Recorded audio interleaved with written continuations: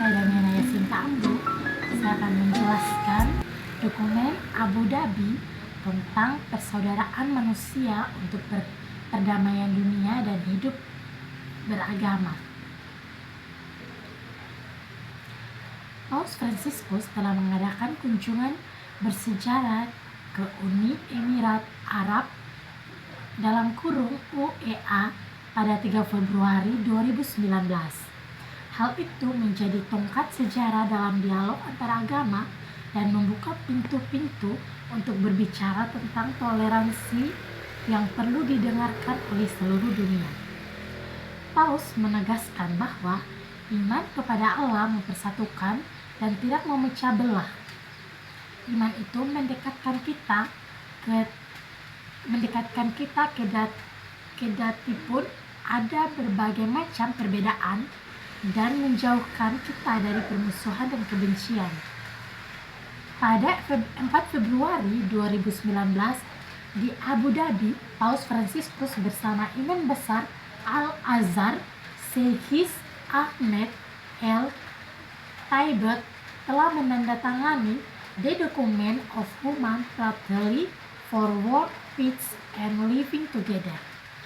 Dokumen Abu Dhabi ini menjadi peta jalan sungguh berharga untuk membangun perdamaian dan menciptakan hidup harmonis di antara umat beragama dan berisi beberapa pedoman yang harus disebarluaskan ke seluruh dunia. Imam menuntut orang beriman untuk memandang dalam diri sesamanya seseorang, saudara laki-laki dan saudara perempuan, untuk didukung dan dikasihi. Melalui iman pada Allah yang telah diciptakan alam semesta, ciptaan dan seluruh umat manusia, serta karena rahmat-Nya, umat beriman dipanggil untuk menyatakan persaudaraan manusia ini dengan melindungi ciptaan dan seluruh alam semesta, serta mendukung semua orang, terutama mereka yang paling miskin dan yang paling membutuhkan. Nilai Trastedal ini berfungsi sebagai titik awal untuk sejumlah pertemuan yang ditandai dengan suasana persahabatan dan persaudaraan di mana kami berbagi sukacita, duka dan berbagai masalah dunia saat sekarang ini. Tekan ditunda.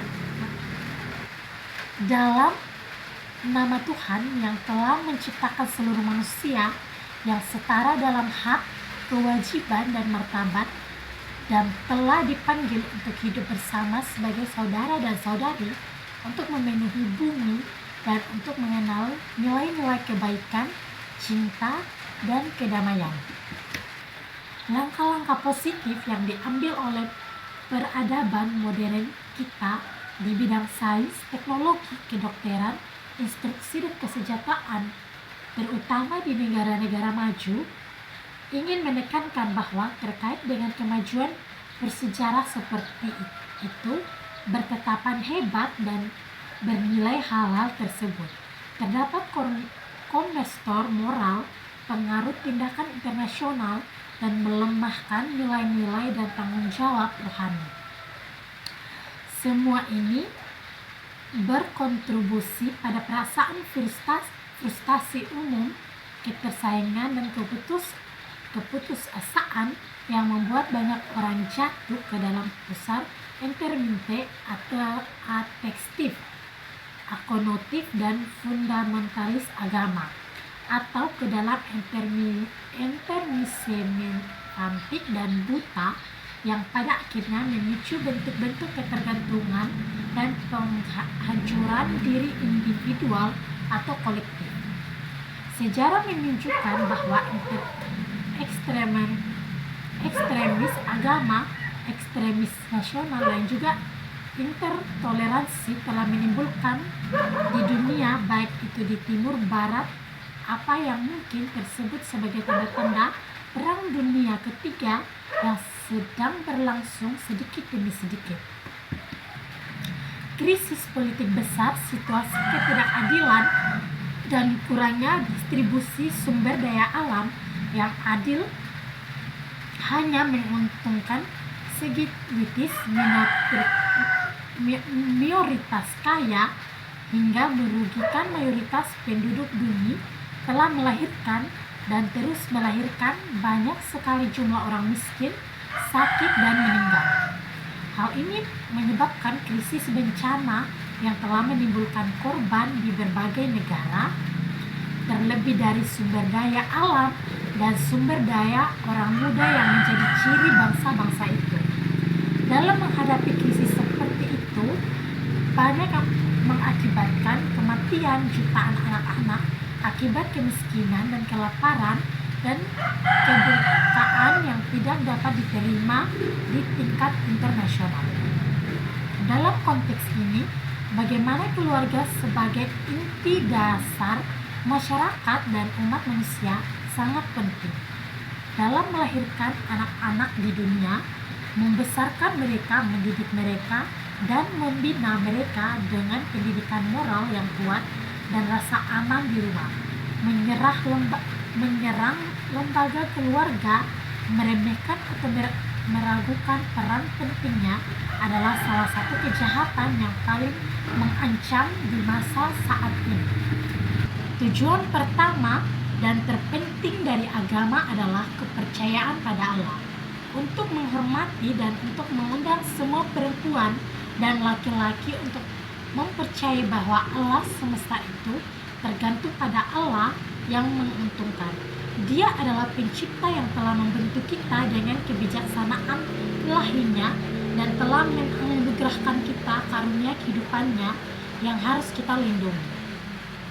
Ini adalah anugerah yang tidak seorang pun berhak untuk mengambil, mengancam, atau memanipulasi demi kepentingan dirinya.